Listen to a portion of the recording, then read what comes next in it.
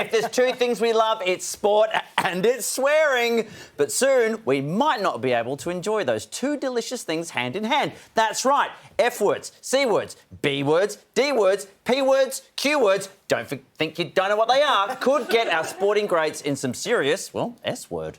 What the f***? Sporting codes around the world are sick to death of swearing. Man, is this guy blind? The FIA, the governing body of Formula One, the latest bunch of to slam the brakes on expletives. What the Under their new regime, drivers will be sanctioned with fines, race bans and even community service for effing and blinded.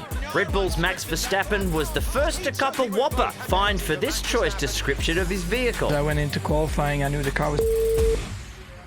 Thank you, Max. Let's watch our language going forward. Sometimes you actually can't control what comes out of your mouth. And while Liz is a potty mouth off the court, even she agrees in-game swearing could be toned down. I think there's a time and a place, and athletes just have to think about who's going to be listening. Athletes across codes are subject to penalties for their foul mouths. Soccer's Wayne Rooney slapped with the two-match ban for his enthusiastic celebration. That has Manchester United heading in the right direction.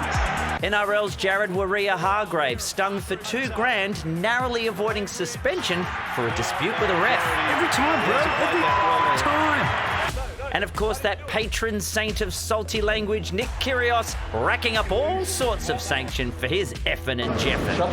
I think it would definitely help the culture. It's the 21st century. It's wrong, shouldn't do it. Seriously? I don't agree with any derogatory language towards anyone. You can swear to yourself, but not to other people. It's really mad, yeah. But on the F1 grid, the drivers are fighting back, penning an open letter to authorities asking to be treated like adults. I don't think we can treat athletes like they're children. I think you've got to bring them along as part of the conversation. So, should running headfirst into a wall of human meat or holding the nation's dreams on your shoulders entitle you to a little spicy tanty? Or is it time they wash their mouths out? One of the greatest sportsmen in Australian history, no stranger to a courtside swear, basketball legend Andrew Gaze is with you. He knows what's what with this. Wow, I don't like to... I was a bit of potty mouth, but it's something that it can be a little sensitive. But when you're in the coaching environment, it's you can get a little frustrated from time to time, and a few nasty words pop out. But come on, Gazy, you're an NBA champion and an NBL champion.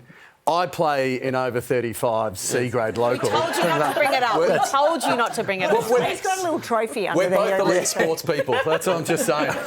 It's the end of the fourth quarter. Of course you're going to drop off an F-bomb. Like, you're going to... Well, it depends, but there are times, and we were talking a little bit before about this, and there are times there's evidence, scientific evidence that suggests that if you're swearing, you can actually become a little stronger. They do these tests. If you just squeeze the grip and you just go, oh, yeah, I'm squeezing it, yeah, there's a certain strength. But when it's, you mother,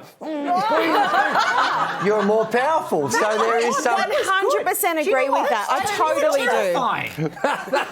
totally do. Me? You got quite a grip, and I actually felt it over here. So then what do you think of players being banned, fined, kicked out of the sport? What do you think? Yeah, I think that there's a fine line in there, isn't there, somewhere? You do have an obligation to your audience, and sometimes if you're getting out there and you're using some language that is inappropriate and you think it... I know, from a participant standpoint, you don't always know you're doing it. You're just in the heat of the moment. But if you're home, you're with your kids and you're watching and you're hearing F-bombs and all sorts of language like that... But there's a way in which I think it can be done. I know in the NBA they do a fantastic job of they'll record timeouts and then they'll edit it up, and if it's a bit too fruity, then they'll leave some of that stuff out. So you can still give the audience an insight without necessarily showing all the fruity language. That was so beautifully Australian. I'm sure they're in the NBA going, oh, too fruity. It's for our blood. But don't you think that's the problem? There is too much technology. Like when it's running live and there's a hot mic there and you're on the field of play or the court of play. Yeah. It's like, is it just too much technology? Is that the problem? Well, it's nice. I think you do get, as fans, we want to try and get in and learn about the stories and get those, sometimes that access which you don't always get. But ultimately, it's someone's workplace. And for certain coaches, they can get their message across, or certain players, they release that energy, and sometimes they use some language that's not appropriate for anyone. So what was the eyebrow raise well, there? I just want to bring up, we've got footage here of a coach who's giving his players a spray, and we just want to put it to the test and see if you think his language in this moment is appropriate. I look forward to it. This baseline guy's got a finger up his So I'm not sure where that finger was, because it was big. It could be anywhere. Well, that was just trying to emphasise to my player that there was a particular person on the defensive end that wasn't very active, right? And that there was a way in which we could perhaps exploit that. And you're using that language in the heat of the moment. Did you get in trouble for that? I was a bit upset because, if it's me just using that language or something, I'm happy to own it. But when you're talking about an opposition player, which I was there, it was more a bit of a concern that maybe they would have taken that a little out of context and thought that it was offensive or something like that. But, what can you say? Is that word that was bleeped out? I don't necessarily think it was that offensive. But do you think we're getting a bit sort of immune? And should there be like a sliding scale? I mean, what makes a really bad swear word, and what's a sort of more benign one? Well, we've kind of been desensitised to a lot of words. Back when I was a youngster, if I ever heard mum or dad drop an F-bomb, I was like, oh, geez, There was a bunch of people who are panicking right now. We're at a level that, they're real serious. But then, nowadays... People are having sex with dragons on Game of Thrones. I know exactly what you're that's it. There's all sorts of tomfoolery going on. Is that what you call it? Tomfoolery. Okay. I love that. Jeepers. That crikey. That's I have to say wild. that when I'm doing Pilates, and sorry to drop that, but I do.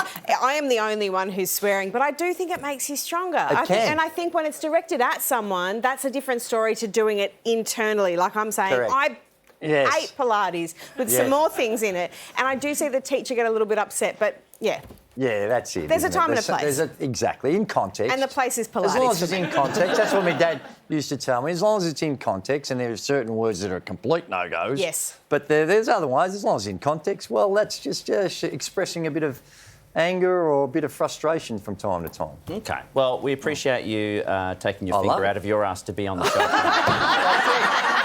So I thought they were going to beep it. I don't know what happened. In context.